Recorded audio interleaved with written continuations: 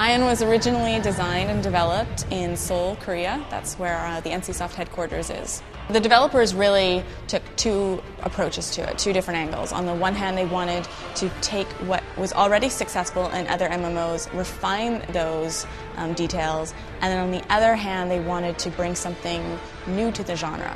And in doing so, they gave birth to Aion.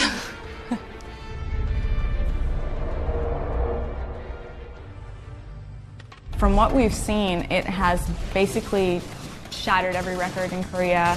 It's been received really, really well, and the fans love this game. And so we're really excited to bring it over and introduce it to the West Territory. We really think that the players are going to love it.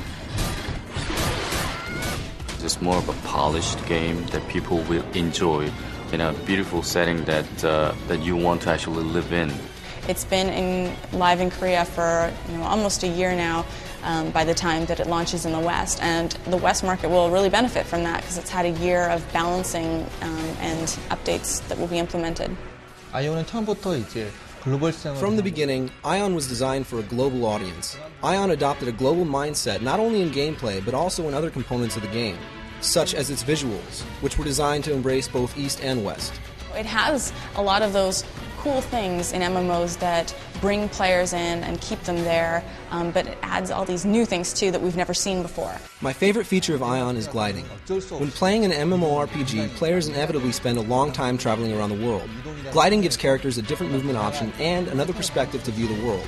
Flying also adds strategic components to PvP that I really like. If you are the #1 ranked player in the Abyss, you have the ability to turn into a huge raid boss. And you're not actually a raid boss, but you will look like one. Your wings are huge, you're gigantic, and you can do a lot of damage and take a lot of damage.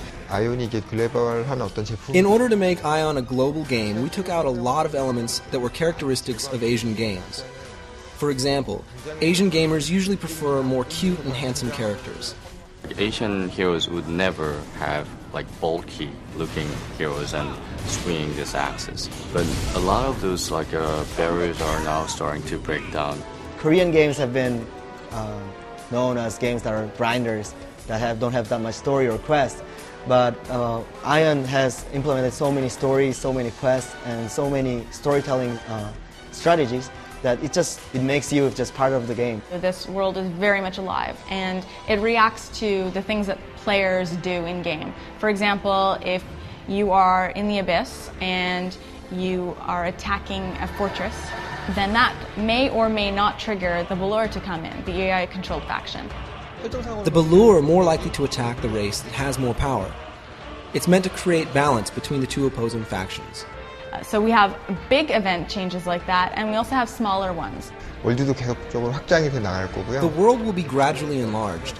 Later on, it will expand to a region farther from the Tower of Eternity. We'll have space within the Abyss that will be sort of a fourth dimension.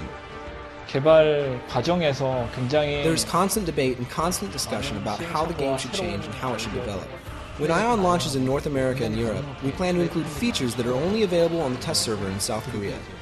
Koreans actually love MMORPGs. I think they wouldn't be able to survive without MMORPGs. It's the challenge that's the fun part. It's not just leveling up, it's not just PvP, it's everything all together. And the game, even until you get the maximum level, there are so many things to do. It's a very challenging and very extremely fun game.